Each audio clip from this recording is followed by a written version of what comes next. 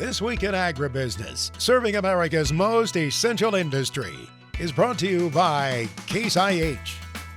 Coming up on this weekend's broadcast, looking ahead to 23, some farmers are looking at rather unconventional practices to continue growing their yields. Hello, everyone. We welcome you to the weekend broadcast, and Mr. Pearson is at the desk despite travels to Montana, additional travels coming up to South Dakota. You don't go to Florida and Louisiana this time of year, do you? I don't, but I'd be open to it if somebody's got that potential. But no, it's great to connect with growers here this time of year especially, Max. We're in the meeting season. We'll find out more in just a few minutes. We were out under the clear, sunny sky on a warm day in western Kentucky the other day, recording for the Total Acre Farming Program out there with Randy Dowdy, David Hewlett, involved in working with farmers to try to boost their yields. And they're looking at some rather unconventional practices out in the field. Here you can see intercropping. We were out there with Derek Driscoll as he was showing us what they've been doing, intercropping soybeans and corn together, and it sure seems to be working, as Derek shared with me. The main driver and the reason to do intercropping is, God's sunlight here. We all know when we went through high school, we talked about photosynthesis, and so we're driving this plant and giving it more opportunity with that sunlight. You can see here we have corn here. We have a 7.5 foot strip of soybeans so that light can come down in here and penetrate this canopy, especially on these outside rows where we might drive a higher population, and the reason and the only reason that we are able to do that is because of sunlight. And then on across the field, you have more rows that benefit, in essence, as an outside row. Yeah, so we're trying to maximize the number of outside rows that we can get in a field. So in 2019, we did 60 foot of corn, and we found out that the yield was coming from those outside rows. That's where we needed to be at. So in 2020, we were at 8 rows of corn and 20 foot of soybeans. Had a tremendous amount of success in 2020. Kind of upped our game in 2021. We were at 6 rows of corn, 7.5 foot rows of beans here. Actually, there's a 15 foot section, and that is what we drive down our sprayer with. We do not run over any crop, so we can wide drop. We can spray within that 15 feet with our sprayer. And maximize the sunlight here. So also in 2023, we got some more changes coming to hopefully even make even more yield, hopefully. Maximizing sunlight is just part of the story, isn't it? I mean, heat suppression is also a goal that you have, is it not? Will you open up the field a little bit this way? Yeah, so this year in 2020, everybody experienced heat. It didn't seem like you could hear it all over the United States. 80-degree nights, there's no chance for this corn to kind of so-called rest at nighttime, right, from growing during the daytime. So what we do here is, a benefit is we can get airflow with these soybeans here being shorter than the corn, and give this corn just a little bit of time to rest at nighttime and push those yields and make those ears a little bit bigger than they would have been had they been in a monocrop situation. As I look over the soybeans here, they're well potted. You haven't ignored this crop at all, have you? No, sir. So last year we kind of ignored these a little bit, had a bad stink bug problem, and took a really big yield hit on those. We've taken care of them. Basically if we are making an application to our corn, we're doing it to our soybeans also, and it has paid off tremendously this year with the soybean yields. Even, this is getting more sunlight, but this is getting more shade than the monocrop soybean field. But we're trying to figure out ways to maximize our yield in our soybeans also to make a profit there. Can you give me a feel what kind of yield you're talking about when you do intercrop? And in the best of your intercropping, what have you seen this year? So we'll go back to, I guess, for this year. This year, we've had fields, good fields. We've seen 400 bushel corn in those fields. So that was really exciting to see. Didn't really expect to see that. With next to no rain. With next to no rain, for sure. Soybeans, I don't get to do a lot of the combine and soybeans. I mainly stick to the corn, but I've heard them say that that's not uncommon to see some 60, 70 bushel beans in this situation here. Derek Driscoll, farming with his father-in-law, Gene Cash, and his brother-in-law, Nick. And there are some future farmers coming along. Samuel, age 7, was out there checking over the corn with me. And Charlie, I want to tell you, Charlie at age 10 is a smooth operator, very safe operator. I rode along with him at the Gator, and then he was out there in the big tractor. He can handle it. There's no doubt about it. Well schooled in equipment operation. This portion of This Week in Agribusiness is brought to you by Firestone Ag. The Firestone Ag Dealer Network offers you the support, inventory, and resources you need. Visit firestoneag.com to find your local certified dealer. And it was certainly a busy week with lots of information for the markets to digest. Joining us to help break down those facts is Tommy Grisafi of ATI. And Tommy, we had elections, we had CPI report, and we had World Agricultural Supply and Demand estimates this week. A lot going on for the markets. So I assume this is going to be an hour show just about that, right? How much time do we have? Not enough, Tommy, not enough. The elections are over. We'll leave it at that. The people had voted. We're still waiting for a couple results. That could be interesting. We'll keep our opinions out of that, but you'd think with all the technology we have, we'd know those results a little sooner, maybe next time, in the next 2 years. Moving forward, we had CPI come out. Yes. And we watched that live, and that was a doozy. And so yesterday was a bad day if you're going to retire. Today's a better day if you're going to retire.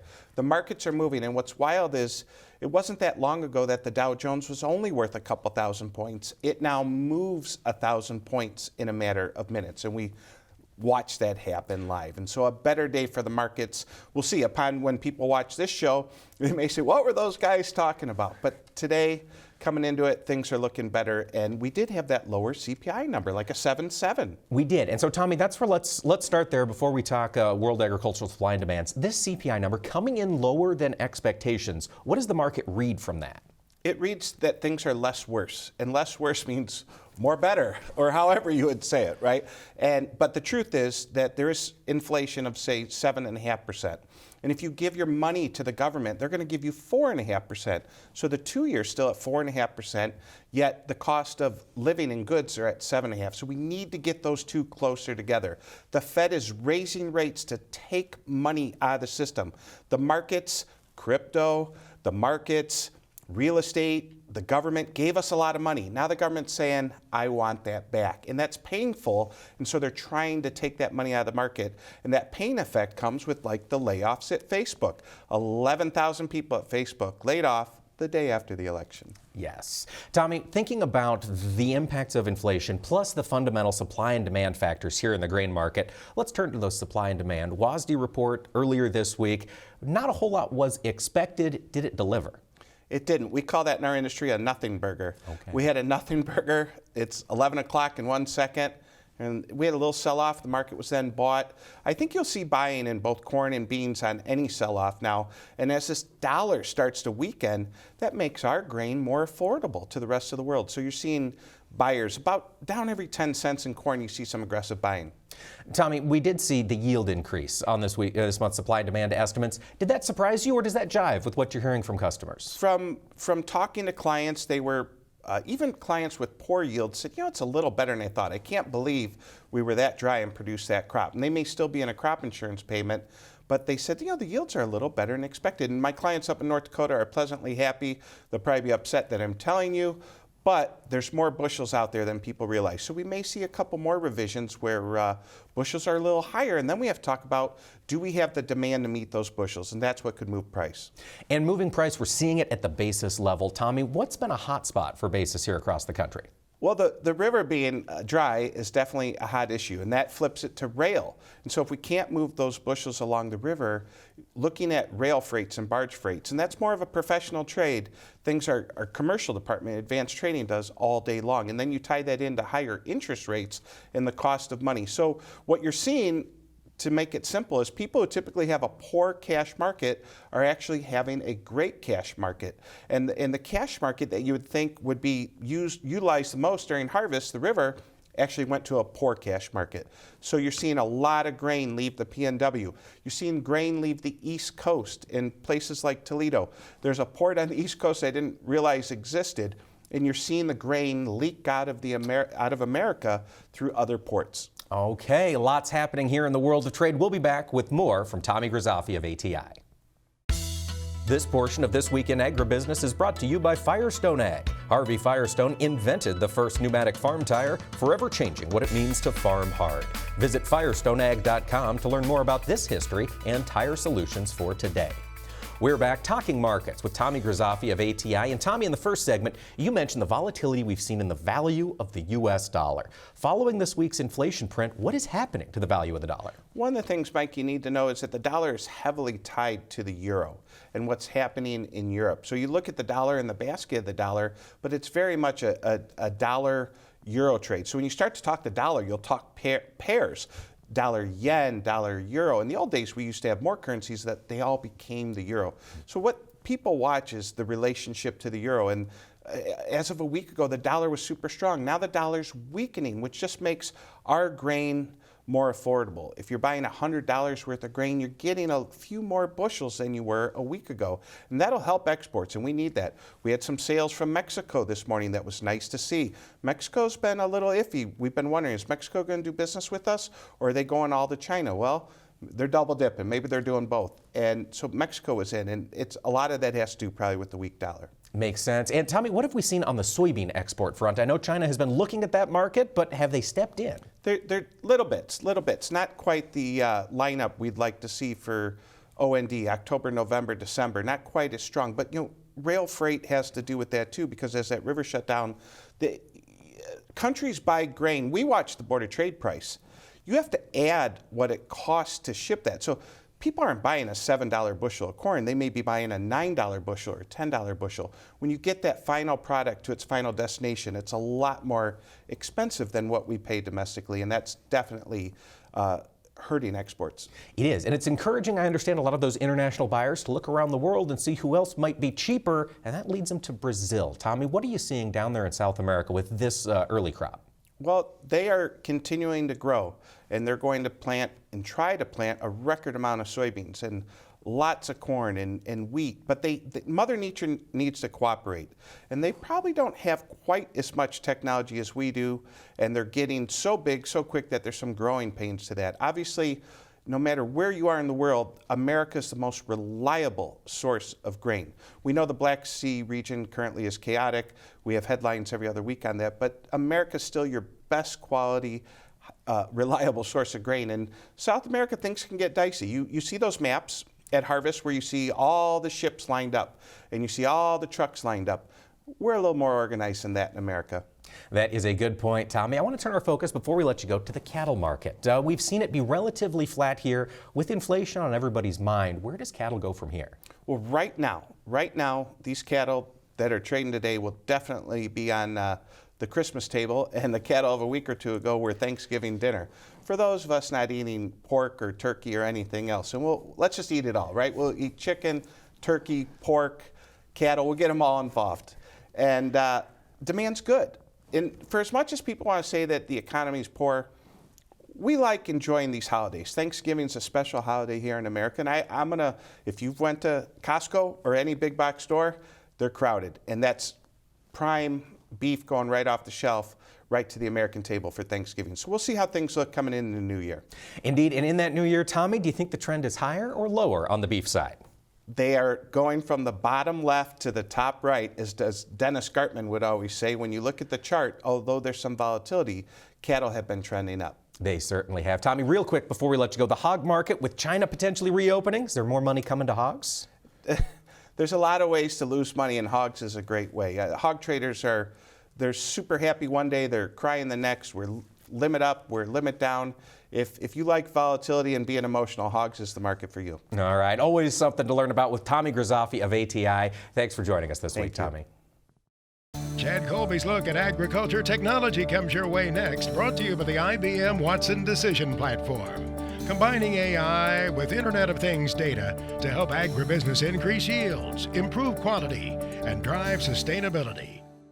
When Chad told me what he was going to talk about, I thought he said ear tag.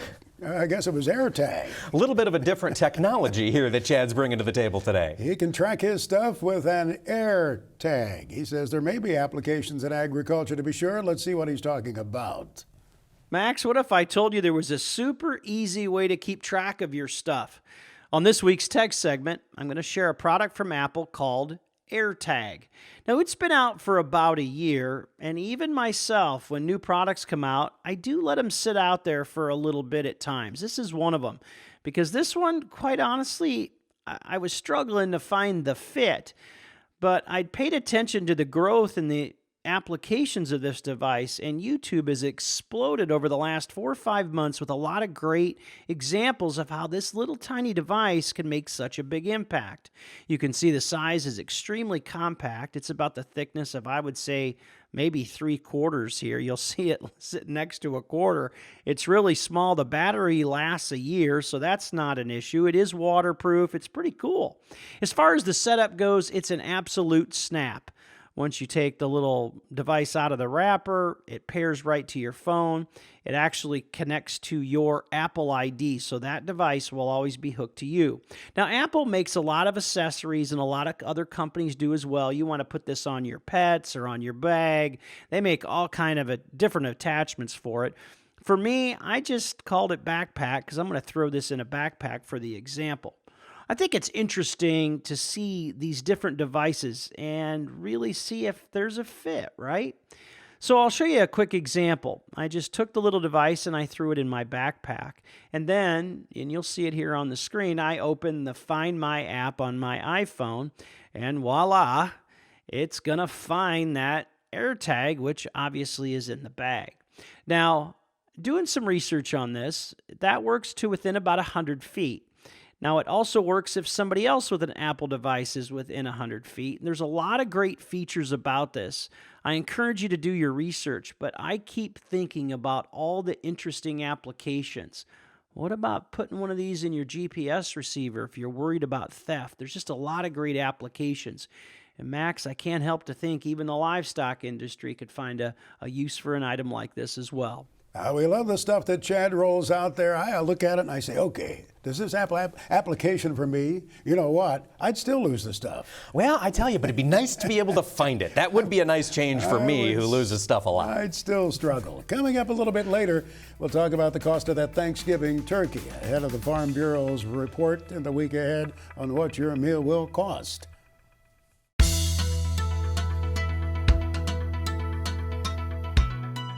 Thanks for joining us here on This Week in Agribusiness. Max, one of the great things about getting to be on the road a lot, talking to farmers, is you get to see neat stuff along the roadside. I understand you found a pretty interesting museum here this past week. Oh, man, we sure did. You know, you probably have the same problem I do sometimes. We need more time to stop and see things along the way. That isn't always possible. But the museum we saw at a radio station in Kentucky is one you need to know about. We'll share that in just a moment. We found it by visiting with our farm broadcaster friend Alan Watts, who's on the radio WKDZ WHVO at Cadiz, Kentucky. I asked him about how crops were, what the season was like there for farmers. Spring was really wet. We had a lot of water, a lot of rain, so farmers really planted their corn crops in 2 stages. They had one stage planted early in the season, early in the April time frame, and then it rained probably 3 to 4 weeks, just almost constant rain, and so it delayed a lot of the planting of corn. So you have the second corn crop planted later on, and as you can expect in a year like that, it's not going to happen. Every farmers at the time said, just hope it doesn't quit. Well, July time frame it quit. The wheat crop was probably an average crop for the wheat farmers here, which was a good thing. And then you get around June, July time frame, the rain quit. No rain when corn tassels out. That's really when you need the rain, when it's pollinating. No rain there, but and then we probably haven't really actually had almost a drought here in the fall too. We had some rain back in the September time frame and got some needed rain there, but then it's been dry again. So farmers who are sowing forage for the fall really needed some rain up until about a week ago or so. And in fact, some parts of far west Kentucky are in the D3, D4 drought on the drought monitor, which could trigger some federal assistance there. So it's been an interesting year. Corn yields, wheat yields were decent. Average wheat yields were decent where they normally are. Corn yields probably, they ran anywhere from 120 bushels an acre, 160 bushels to an acre. You had irrigation, you may have gotten a couple hundred bushels an acre, a little bit more, unless you got lucky enough to have a river bottom. then you may be up around the 250 range, but it just depending on where you were. Soybean yields have been decent. They haven't been the greatest in the world, but they've been decent this fall because soybeans, somehow or another, the soybeans and the technology in these beans, and the corn too for that matter, Max, you know, the corn, they've done so much work in research and the technology with the corn. Somehow or another, they were able to make a decent crop out of a year that some 25 years ago would have been a 20 or 30 bushel for the acre crop. And this year it actually come out decent. And the soybeans the same way. Soybeans somehow or another have done well and actually turned out to be a decent crop. Tobacco, on the other hand, loves dry weather. So a good year for tobacco is not necessarily a good year for corn, but the tobacco has really done well. Probably one of our better crops of tobacco here this year, dark fire tobacco in this area, just because of the dry weather. So it just depending on what works, you know. There's a museum here at the studios in Cadiz, Kentucky, Radio Museum, which obviously interests somebody like Yes. myself, long in the business. I can see microphones I've used in the past there. What's the story behind it? Story behind it, our previous owner, DJ Everett, who passed away a few years ago, he was a huge collector of radios. And so when he passed away, Beth inherited the station. Beth Mann, now our president, general manager. So Beth wanted to do something special to remember DJ Willie Wilson, who was our founder of WKDZ in particular. And DJ was a longtime newsman in the news business, very, very instrumental in West Kentucky here. So Beth put together two different parts of it, a Legends Room, which is really dedicated to Willie Wilson and DJ Everett. DJ, we have the old RCA microphone, some of the original control boards we had at WKDZ for many years. The RCA microphone was used by a gentleman in Hopkinsville who did the old sunflower commercials. Sunflower was a big flour milling operation here locally, and they are well known across this region of the country. And he did mighty fine bacon every time on that same microphone that we have displayed, reel to reel. Mighty fine bacon every time. Mighty fine bacon every time. And that's the way they used to come on the news, brought to you by Sunflower every morning. And so it was kind of an iconic way to do that. So Beth collected that microphone. We got that from his son when he passed away. And she really lays out the history of those two gentlemen in the small room. And then you go to the big room. It is really a collection. Beth has put together a wonderful collection of radios from the beginning of radio, 1919. Has a history of radio in Kentucky, and we go from 1919 all the way up until present radio. And present radio stops with a look inside the studio of WKDC right now, and see what radio is today. But it's anything from the war years in the 1940s to 1919, when they had crystal sets, and some history in there as well among folks of DAR chapters. And we have radios we've collected and uniforms from the World War II era.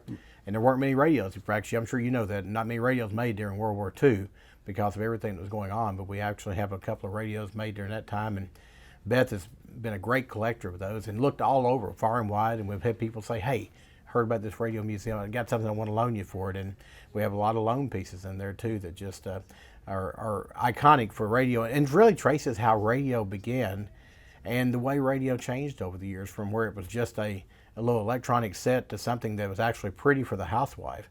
Because when mom gets involved in it, and she doesn't want this ugly piece of wires and tubes sitting on the counter, wants something to look pretty there. So it kind of traces the evolution of radio all the way up to what it is today. So it's pretty neat to go in there sometimes and just reflect on radio and where we've come and where we are today. Oh my, a lot of history in that room, and we're so appreciative to Alan Watts for sharing it with us. Beth Mann, who owns the radio station there, great staff, wonderful people. We had just a tremendous visit. Dined out at the Horseshoe in Hopkinsville, Kentucky. Don't you love those local places? Yes, I certainly do, Max. I'm sure you find your share along the way. I do. I'm no stranger to a greasy spoon. That's right. Radio, you think about what it was like in the early days, and you really get a feel for it in that museum. There's more coming up here. Stay with us. This Week in Agribusiness, serving America's most essential industry, is brought to you by Case IH. We welcome you back to This Week in Agribusiness. We travel a lot. We always do. Yes. I was in Kentucky where it was nice and sunny, and you found a place that was a little less hospitable weather-wise, but from a standpoint of folks greeting you and welcoming you, it no doubt was hospitable. It was. It was very, very warm, despite being 12 degrees outside in Glasgow, Montana this past week. Had the opportunity to get up there and talk to their Chamber of Commerce. Their Chamber of Commerce and Agriculture, that I thought was a very unique combination there in Glasgow. And it's a smaller community. It's in the northeastern part of Montana, and it's wheat growing area. So I was talking to a lot of the folks up there. How were yields this year? And the consensus was fine, not great. They were dry. Yes. Of course, across that highline region of Montana. We're seeing that, of course, in the low water levels throughout the Missouri River system. Fort Peck Lake, we could see the ground in some places. It was very, very reduced. But the wheat producers as a whole felt very confident because their yields were much higher than they were in 2021. And by and large, they still felt pretty solid about the economics of the region, given the past couple years of struggles. They're not far from the border, right? The Canadian border? They're not about 60 miles due south from the Canadian border. So you get out and speak quite a bit. We might mention the fact that if they want you to come to their meeting, they can book you through the Agricultural Speakers Network. That's right. Rich Tiller has my connections right up on there, Max, as well as yours, and I know you are an MC as well. You can liven up a meeting, that's for sure. Agriculturalspeakers.com is the website.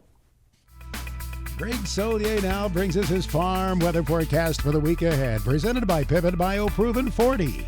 Predictable, productive, weatherproof. Turn to a better nitrogen. Turn to Pivot BioProven 40. Learn more at pivotbio.com.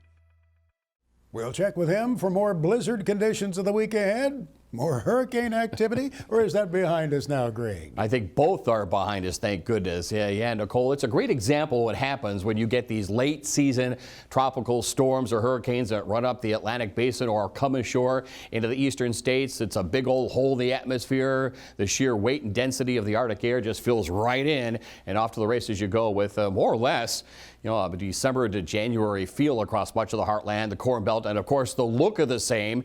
It's moisture, at least, across Montana, that heavy snowpack and snowfall that extended in across the Dakotas, northern and western Minnesota in particular. Now it's the Arctic air. It is really a dominant, long-lasting hemispheric pattern shift that's underway right now. Just a couple of weak disturbances coming ashore, and we did get last week some significant moisture into the Pacific Northwest, snow across the Cascades. These systems here early and again later in the week, relatively benign. It is the sub-zero cold here at night. I know the calendar says November still, but sub-zero cold at night, especially over the snow-covered areas of Montana. Another little clipper system that'll run the periphery of this very deep upper air trough as it moves on through the plains and Corn Belt locales too. Across the southwestern sections of the country, kind of the reflection of that upper air trough with a couple of disturbances here. And a few snowflakes will be flying. Nothing to really improve the dryness or drought. A little chill on livestock operations, but out there across the Plain States areas, much colder air across the divide and points on northward, the Four Corners area, and cooler to colder with maybe a couple of rain snow showers across the northern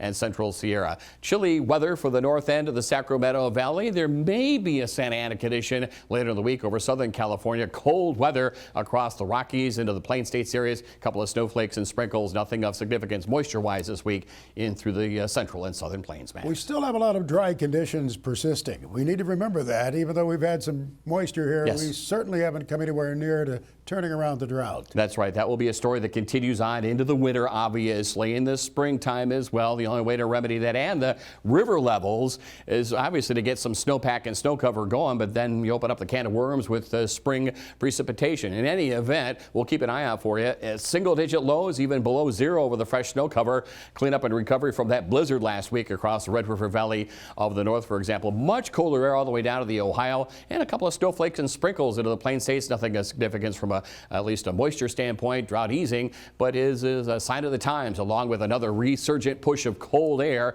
and lake moisture downwind of the Great Lakes region. So just kind of get used to it for the next couple of weeks, really planning and dressing and accordingly for December and January type feeling conditions across much of the plains and Corn Belt locales. No major systems, at least, in sight. Good news there. Again, the deep upper air trough into the southern plains, much colder air into areas of Kansas, Oklahoma, Texas. A couple of rain showers across the Gulf Coast. That'll be a chilly rain event at that. And where skies do clear off, winds drop back, frost freeze all the way down into northern Texas. There's still a couple of snowflake and sprinkles into areas of West Texas. Chilly rain across the Gulf Coast, cold high pressure, and some late autumn sunshine for the Ozarks on eastward. I appreciate you telling me how to dress. you and Mrs. Armstrong. I seriously, I need it. When we get into cold weather, I always get caught. I may not have that sweater with me, but I will a couple of weeks later. And I'm a bad example of it as well. The weather forecaster, nope, don't look at me. It's year-round summertime in my mind, but that's my mind. In any event, it is a cold area of high pressure for the upper Midwest, Great Lakes region. A couple of sprinkles and snowflakes. Remember, we had this back in October for parts of the Corn Belt, and despite the cold, no major precip, so there's opportunities for harvest. We're still a bit behind Michigan, Indiana, and Ohio.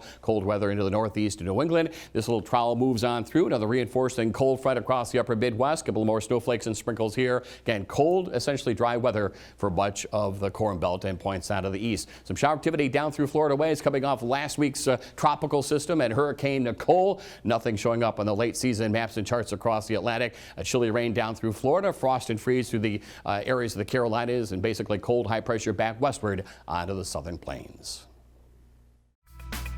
Greg Solier is back with his extended farm weather forecast for the country, presented by Pivot BioProven 40.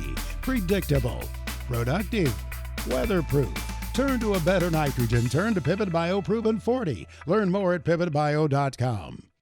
We got a reminder a few days ago, we can get tornadic activity certainly this time of the year. There was quite an outbreak. Yep. And quite a bit of devastation. Places like Oklahoma, Arkansas, Texas. That's right. You know, take a look at folks in the Midwest back a few years ago at Gifford, Illinois. November, tornadic activity. You get the right atmospheric setup and you're off to the races. Thank goodness this week, basically too cold to support that tornadic type weather. We've got moisture back in the forecast, and yes, it has been and continues to be in the form of snow into the northern high plains areas. That's okay from a dryness and drought standpoint. Some scattered, maybe half-inch water equivalent in the Great Lakes region.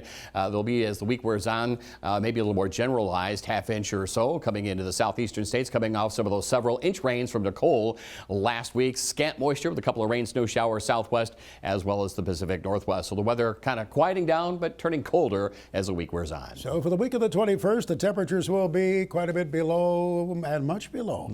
But that's right, below and much below. And here it is, really focused from about the Missouri River on to the east. Probably some frost and freeze down to the Gulf Coast area. You may want to crack the kitchen window to get a little fresh air in on Thanksgiving Day cooking. And there is some warmth, by the way, into the Pacific Northwest. The storm track is fairly quiet. It is welcome into Northern California, Pacific Northwest, Northern Rockies. Still plenty of opportunity to put a wrap on harvest across much of the eastern plains and Corn Belt locales as well. Northwest to southeast, a jet stream pattern means a drier scenario for the southeastern states with a quiet weather picture as well. Well, that's good. For all of the holiday travel that'll be taking place, and they're saying there will be so many more people flying, and the challenges the airline industry had last summer, they may run into some again. But at least weather should not be the big elephant in the room that it has been in the past. Exactly. And again, some drought relief for areas of the Pacific Northwest and into the northern and central Rockies. We still see some of this cool to cold air relative to the beginning part of December and meteorological winter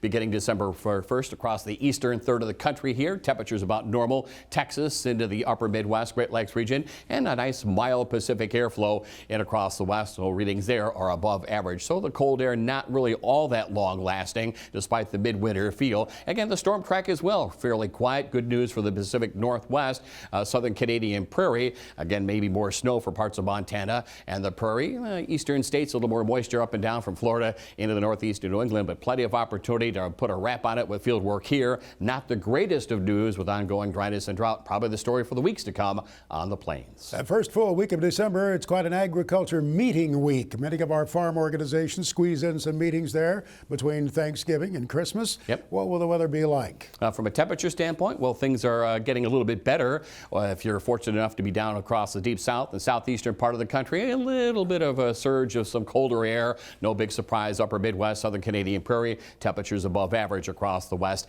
and southwestern reaches of the country. The storm track will become a little more active across the plains, so adjust your travel time accordingly into the Midwest and up and down the eastern seaboard as well. Next on This Week in Agribusiness, it's Max's Tractor Shed, spotlighting another great American tractor. Well, even though a farming operation advances through the new technology to bigger and more productive machines, sometimes they keep the old one around to appreciate the past. That's the story on this tractor from Missouri, this Farm All H made in 1948. Max's Tractor Shed is brought to you by Store Lock Tool Cabinets. Coming up at that Meekum Gone Farming event at East Moline, Illinois on the weekend, Jeff Lanou will be there. He's loading up a bunch of those store locks. If you're going to be headed toward the Meekum Gone Farming event, you'll have a chance to visit with Jeff. Take your trailer because you may be going home with one. In the meantime, you can go to the website storelock.com.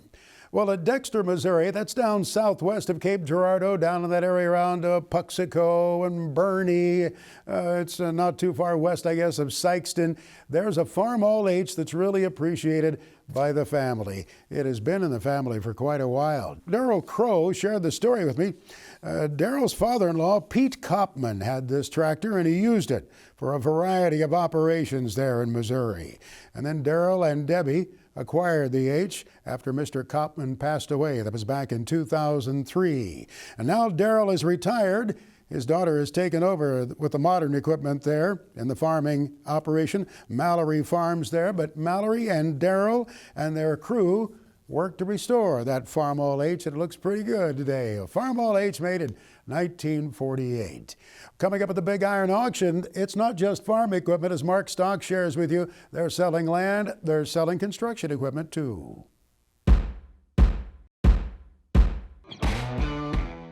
Land is a hot topic and a super hot commodity right now, and Big Iron Realty and Sullivan Auctioneers will be selling over 32,000 acres over the next few weeks. Visit Big Iron Realty and SullivanAuctioneers.com, folks. And speaking of hot topics, machinery is a hot topic as well. And Big Iron's November the 16th sale features over 1,600 items. One of the featured sellers is the Marty Shepherd Estate by Blair, Nebraska. They're selling late model Caterpillar construction equipment. There's a 2007 Cat D6R XL Series 3. There's a Caterpillar 627 push-pull scraper. Plus, they have a Caterpillar 950F Series 2 wheel loader selling November 16th. Ron Severson Farms is retiring by Emerson, Nebraska. He has a 2009 Case IH 1250 early riser planter with only 4,330 acres on the meter. John Schlesinger is retiring from Mendota, Illinois. His auction is on November the 17th. And also Rent All of Boston, Massachusetts. They are retiring 434 items selling from their Rent All store. Plus, the Gary Peterson Estate sale in Solomon, Kansas also closes on November the 17th.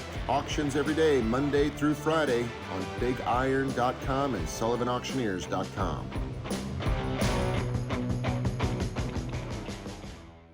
Well, FFAers across the country are getting into this school year and they're learning about their opportunities. Joining us now is Sam Martin. He's the president of the Iowa State FFA. And Sam, tell us, what is the role of the president in a state FFA? Yeah, so thanks for having me on. It's a very complex role, so there's a lot of different things we do. So especially in Iowa, it works. State president always comes from last year's team. So I served as the Southwest State Vice President last year, actually.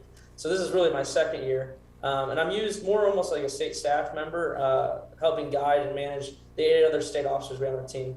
We start off our summer, we're elected in April, start off a lot of partnership business, industry relations, and then a lot of training and onboarding. And then we really get into the classrooms in the fall, work with the students, because we serve for the members, right? We want to be with the members. We want to be seeing what they're doing. And then now, starting in December, we're going to start getting ready for our state convention. We'll be hosted about mid-April of 2023. And so it takes a lot of work, a lot of planning, a lot of different people to come back and help. And so that's kind of the culmination of our year. And, it's a lot of management, a lot of leadership, a lot of how can we highlight the members of Iowa? How can we highlight what they're doing and what FFA members are doing across the country as a whole?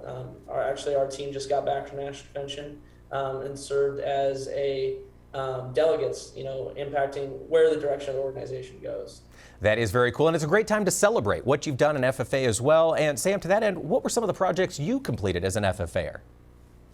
Yeah, so I got, first of all, to the FFA when I was in 8th grade or so, was involved, had an SAE project, worked on my own entrepreneurship, cattle operation where I raised and marketed 2-year-old bulls. Also was very heavily involved in the family sweet corn operation as a placement SAE, along with a lot of different contests from extemporaneous speaking to conduct of meetings, Parley Pro. So I was very heavily involved at the local level, and then also as a district officer for 2 years, my junior and senior year of high school. Sam, before we let you go, what are the future plans for you? Future plans are to return home, expand the custom and hydrous business we started, and now it's turned into Martin Custom Ag. Really want to go back there and then still be a representative for the ag industry. Fantastic, Sam. We wish you the best of luck. It's great to see good folks staying in agriculture. Yeah, thank you for having me.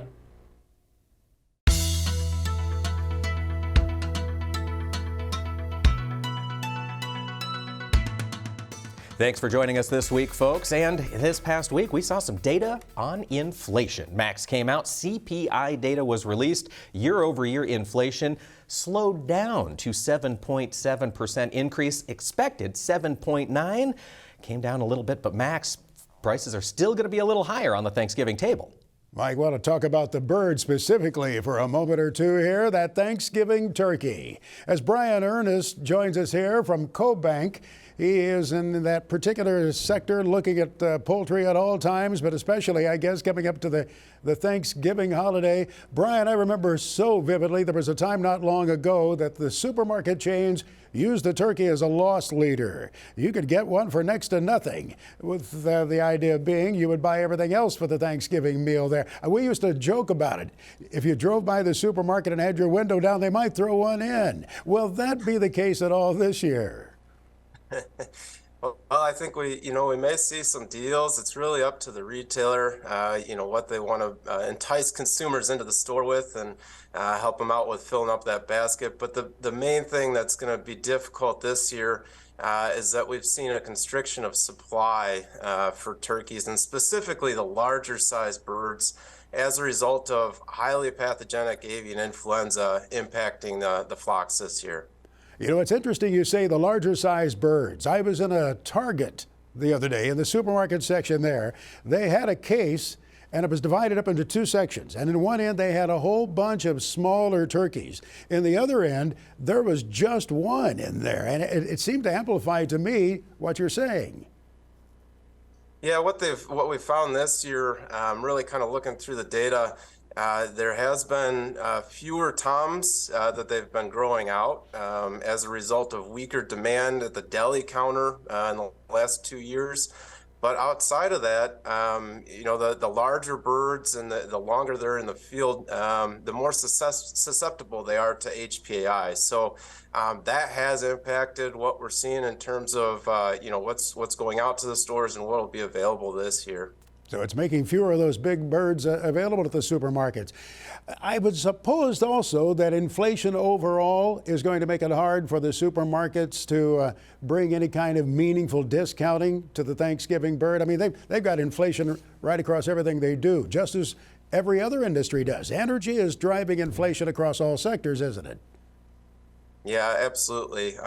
Specifically feed, looking at corn and soybean prices, and if we're thinking about turkeys in general, the cost to produce that bird was up significantly this year when compared with last year. So to begin the year, turkeys were about 40 cents per pound higher, or about 40% higher than what we've seen in a typical year. So even before this HPAI impact, turkeys were already more expensive, and it will be even more difficult for retailers to really show a significant price point for consumers this year. But I keep thinking about all of those other costs that the retailer is going to have. I mean, that cost of processing the bird, getting the bird into the supermarket, keeping the lights turned on in the supermarket, staffing the supermarket, all of that piles up too, does it not, resulting in a higher retail cost? Yeah, absolutely. And storage, thinking about, for the frozen birds, when they start going into the freezers, they can deliver as early as January for the November timeframe. So all of that really does compound into a more expensive bird, and from a wholesale standpoint, which ultimately does transition to the consumer in a lot of different ways. Avian influenza, is it going to get worse before it gets better? In other words, can we expect perhaps even greater poultry industry impact? I think about those wings for the the football season and the Final Four, all of those lying ahead, yet the demand for poultry? Well, we've seen less of an impact on the broiler industry for chicken production. Overall, the impact has largely been to the export front, where a lot of our trade partners, have restricted imports from a state-specific basis, based on if there's been HPAI detected in commercial flocks. So from that aspect, we may be safe on wing supplies headed into Super Bowl this year. It's yet to be seen for sure. And part of the question there is the last time we saw HPAI impact poultry flocks in the U.S., really it kind of ended during the summer. The migratory path, as that cooled down, and as we saw temperatures heat up, we didn't see as many instances. But this year, it's popping up in the fall again. We've had a recent outbreak in Iowa here where it was detected in egg layers, and that suggests that we could be a long haul here in terms of eradicating HPAI this time around. Brian Ernest, thanks for spending the time with us here. We read often what you write for CoBank, and we find good insight in it, so we appreciate it. Well, thank you. Appreciate it. Brian Ernest, one of the respected economists at CoBank. Mike? Yeah, Max, Brian is a great resource on all things animal protein related. You've had him on your radio program. I certainly have. You have some travel the week ahead. Where are you headed?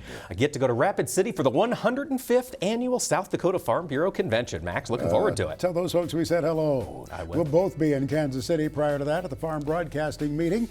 We hope you have a great week. We'll look for you here next week. So long, everyone. Closed captioning for This Week in Agribusiness is brought to you by Kubota. Shape your world. This Week in Agribusiness is brought to you by Case IH.